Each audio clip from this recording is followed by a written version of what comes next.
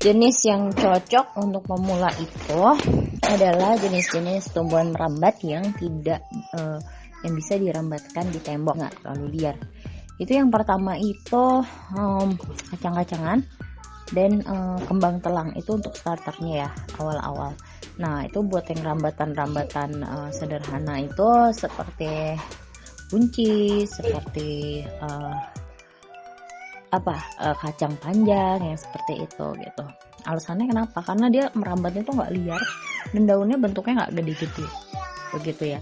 Tapi sebenarnya mereka itu bisa lama kalau kita rawat tanahnya dengan baik gitu.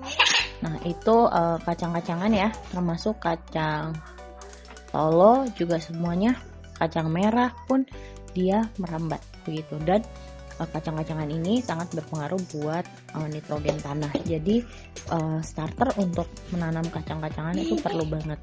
Dimana daunnya juga bisa dimanfaatkan gitu. Bisa kita makan kok, bisa kita tumis atau gimana gitu.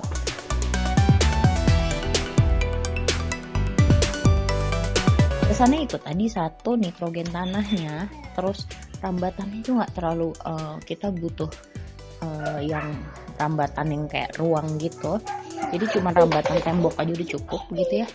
Sedangkan kalau labu atau markisa itu kita harus kayaknya butuh rambatan yang memang niat dikhususkan untuk dia gitu. Jadi misalnya membuat rambatan dari bambu atau rambatan yang berbentuk ruang gitu. Nah atau enggak yang berbentuk terowongan seperti itu ya, itu rambatan-rambatan untuk labu atau labu siam juga ya, juga rambatan-rambatan untuk markisa itu liar rambatannya, dia daunnya gede-gede dan liar gitu kemana-mana. Bahkan kalau dibiarin itu bisa merambat sampai 1 hektar.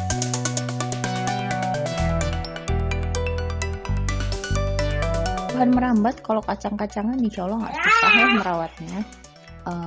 Itu kalau kacang-kacangan tuh sebenarnya nggak terlalu agresif gitu dia tumbuhnya, dan cepat itu udah berbuah. Nah tapi perhatian di kacang-kacangan, dia udah banyak nitrogen ya, jadi udah cukup pakai pupuk fosfat. Fosfatnya apa? Dari kulit telur. Udah itu, dan penyiraman teratur.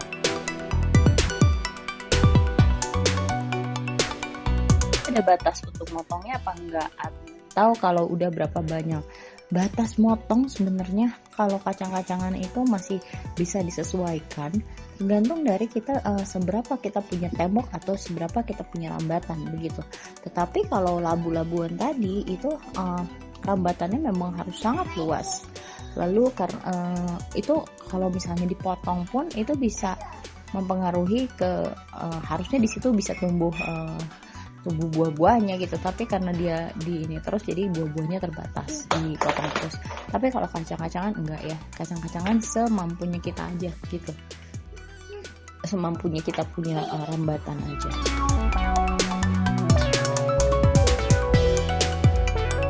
Pohon merambat itu bisa ditaruh di tembok. Kalau kita di apartemen ya, kita pakai pot yang panjang ya,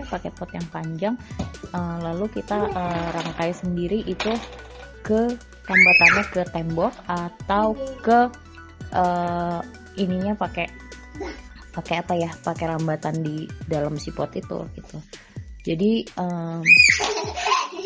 biasanya kalau dengan penyiramannya cukup dengan 2 kali sehari aja, dan tiap hari itu dikasih bubuk kulit telur.